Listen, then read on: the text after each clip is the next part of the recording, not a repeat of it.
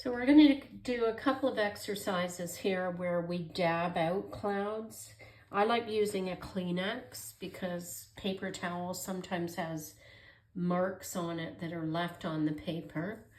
And it's not a bad idea to have a reference photo. So find a reference photo of clouds.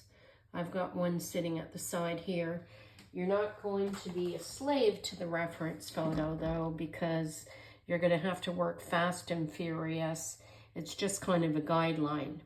And basically we're doing the background wash, and that's going to be wet. And then we're going to take our Kleenex and go around with our Kleenex creating our clouds. So all of this is going to be done fairly quickly. And this is really one of the essentials of loose watercolor, is to do things quickly. And for clouds, this is kind of just go for it. It doesn't matter whether it works out. That's why we have two here. We'll see how it goes. So the key is having a lot of water on the paper so that we're ready to dab out. And you could, well, let's give it a shot. Let's wet the paper first. We need a clean brush. And that might help making it easier to dab when we're ready to dab with our Kleenex. So I'm just going to put a thin wash on my paper. I'm not wetting the front and back. We might try that on the next one to see if that makes it any easier. And now we're going to apply the cobalt and ultramarine at the top, which is the brighter color of our clouds or of our sky. And then it's gradually going to get more subdued as we make it towards the bottom. So I'm picking up more water. I'm picking up more water. I'm going into that yellow mixture that I had, that dull yellow mixture. And there is my sky. Okay. Now while it's still glistening wet, I'm going to take my Kleenex and I'm going to make my big clouds at the top. Now you can put it around your finger if you want.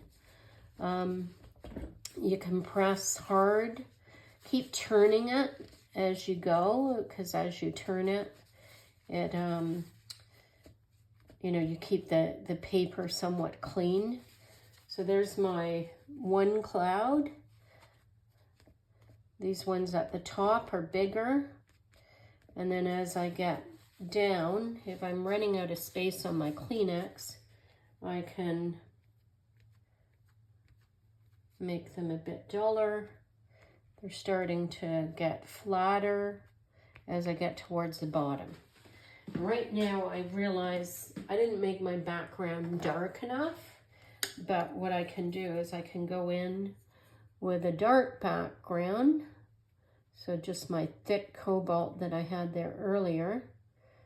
And it's going to make these stand out a little bit. I can also get a second brush.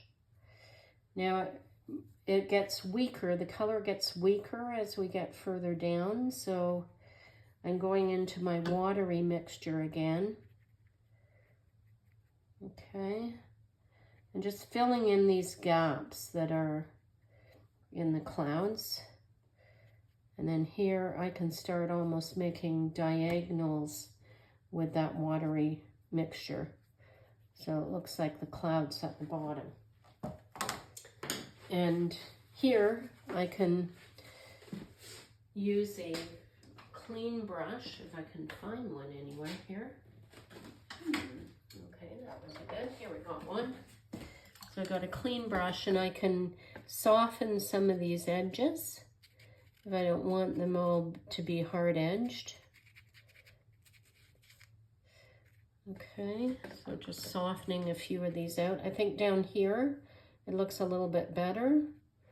Not so much up here right now. And then I can take another clean Kleenex and I can just go across maybe create some of these wispy features and go like that. So that's basically how you would sponge out clouds. The only thing that this is missing is it doesn't have any darks in the bottom of the clouds. So what you can do is you can just mix a bit of the cobalt with a bit of your burnt sienna and use that at the bottom of the clouds. Not dark enough. So I'm gonna use my softening brush just to, you know, put some of that. This one kind of looks like a horse shape or something, but let's get a little bit more burnt sienna in there. I think I need to get some water out of my brush. So I'm going in with a little less water on my brush. There we go. Okay. And you can go right into the blue sky here when you're doing this burnt sienna, and then soften that out with a clean brush. You can have some hard edges, but in general, I think it looks better if it's softened out. Okay, and then these get more flatter as we're down here. Actually, they can be kind of flat up here too, so I could probably do that.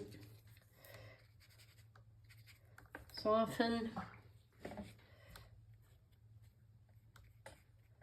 soften.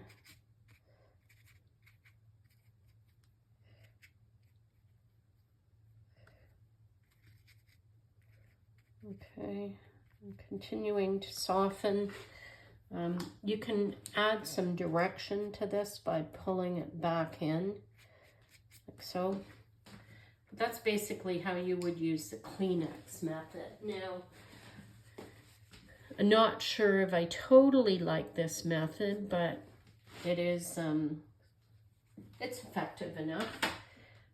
I don't think you totally get the white back to the paper with the Kleenex. It might depend on timing and the paper you're using, the lifting capability, but that's essentially how you would do clouds using a Kleenex.